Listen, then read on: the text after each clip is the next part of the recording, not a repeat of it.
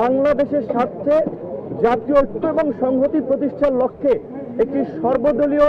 সভা এই অন্তর্বর্তীকালীন সরকার বাংলাদেশের ইতিহাসে করেছে। এর আগে কোনো সরকার এটি করতে পারেনি। সেজন্য আমরা প্রথমত তাদেরকে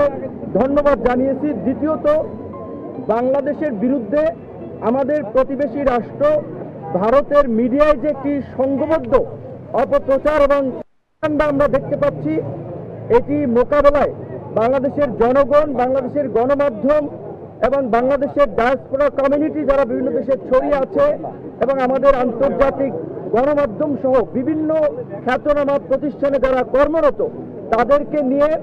সোশ্যাল মিডিয়া, মেইনস্ট্রিম মিডিয়ায় এই অপপ্রচার এবং প্রপাগান্ডার বিরুদ্ধে একটা সঠিক ক্যাম্পেইন করার জন্য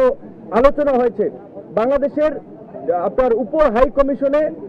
আগরতলায় এবং কলকাতায় হামলা সহ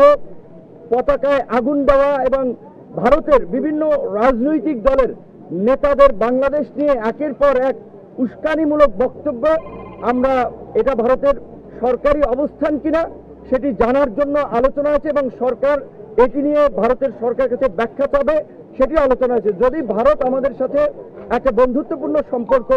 এগিয়ে নিতে চায় সরকারের পক্ষ থেকে এবং বাংলাদেশের রাজনৈতিক দলগুলোর পক্ষ থেকে সেই অ্যাপ্রোচ হবে। যদি ভারত সে ধরনের অ্যাপ্রোচ না দেখায় তাহলে আবার বাংলাদেশের এই মুহূর্তে যারা মিত্র তাদেরকে সাথে নিয়েই বাংলাদেশ তার কর্মকৌশল ঠিক করবে। বিশেষ করে আজকে এই পরিস্থিতিতে যে জাতীয় ঐক্য এবং সংহতি প্রতিষ্ঠায় আজকের যে সভা, আমরা মনে করি বাংলাদেশের সামনে এ ধরনের আরো নতুন নতুন চ্যালেঞ্জ আসবে। সেই জায়গা থেকে গণ অধিকার পরিষদের পক্ষ থেকে একটি প্রস্তাবনা ছিল যে রাজনৈতিক দলসমূহের অংশীজনদেরকে নিয়ে আগামী 2 বছরের জন্য একটা জাতীয় সরকার করা এবং দেশে স্থিতিশীল পরিস্থিতি সৃষ্টি করায় 6 মাসের জন্য সব ধরনের সভা সমাবেশ নিষিদ্ধ করা এবং একই সাথে আজকে যেহেতু বাংলাদেশের বিভিন্ন রাজনৈতিক দলসমূহ